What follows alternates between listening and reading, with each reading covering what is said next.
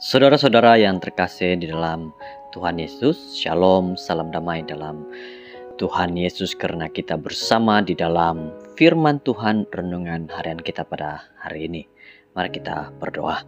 Tuhan kami di sorga, kami berdoa Engkau pimpin kami agar kami dapat mengerti renungan ini, firman-Mu ini dengan sebaiknya, dalam nama Yesus. Amin. Judul firman Tuhan pada hari ini adalah orang dewasa yang merajuk dan si pemboleh. 1 Raja-Raja 21 ayat 4. Maka pulanglah Ahab ke istananya dengan marah dan geram karena kata-kata yang diucapkan Nabot orang Yizreel itu kepadanya, hamba tidak boleh memberikan tuanku harta pusaka nenek moyang hamba itu. Lalu dia berbaring di tempat tidurnya sambil memalingkan mukanya dan tidak mahu makan.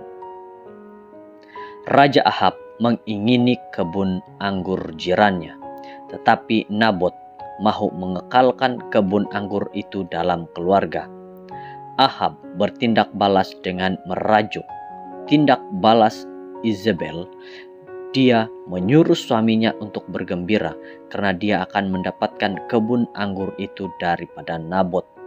Kemudian dia menulis surat kepada Nabot bagi pihak Ahab yang secara palsu menuduh Nabot mengutuk Tuhan dan raja.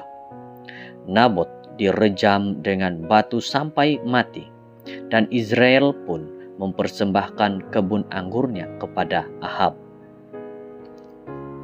Kalau ia tidak terlalu tragik, cerita ini hampir melucukan. Seorang dewasa merajuk seperti seorang kanak-kanak karena dia tidak dapat memiliki barang mainan orang lain.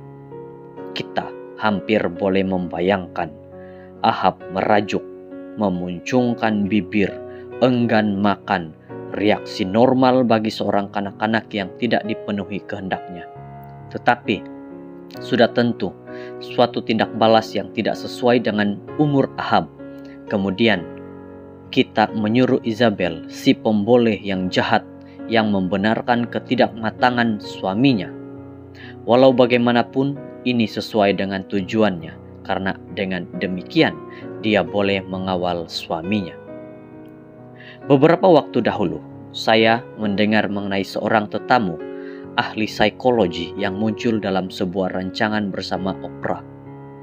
Topik yang dibincangkan ialah mengenai hubungan perkawinan. Dokter itu membuat satu pemerhatian yang menarik. Seperti kanak-kanak, mereka akhirnya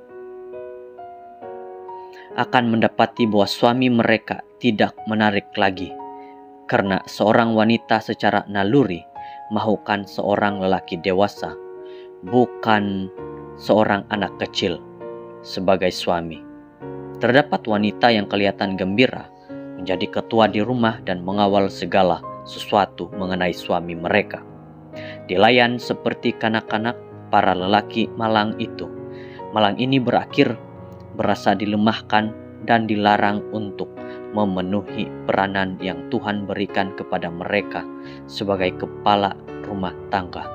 Tetapi para wanita ini akhirnya tidak akan dihormati dan dipandang jijik oleh suami mereka, tanpa mereka sadar bahwa kesalahan itu terletak pada diri mereka sendiri. Merekalah para wanita yang bertanggung jawab.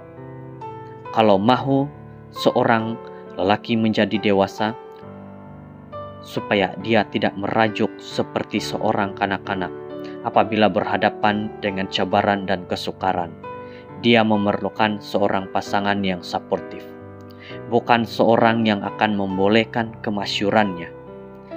Tuhan mencipta perempuan untuk menjadi seorang penolong yang sepadan.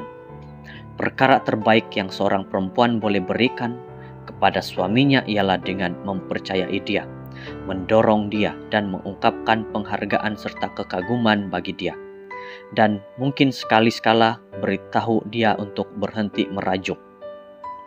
Bapa, semoga kami menjadi penolong sepadan yang sejati kepada pasangan kami, supaya mereka akan bertumbuh menjadi matang, sementara mereka membantu kami untuk bertumbuh menjadi matang juga. Saudara-saudara yang terkasih, inilah renungan kita hari ini tentang bagaimana seorang yang dewasa merajuk dan seorang yang boleh berkata iya kepada setiap perkara maupun itu jahat. Semoga ini menjadi nasihat kepada kita, agar kita akan lihat kepada Tuhan dan bukan kepada hal dunia. Mari berdoa. Bapa di syurga, Engkau berkatilah kami dengan firman ini yang begitu baik, jadi nasihat, kekuatan, dan dorongan bagi rohani kami. Terima kasih dalam nama-Mu. Amin.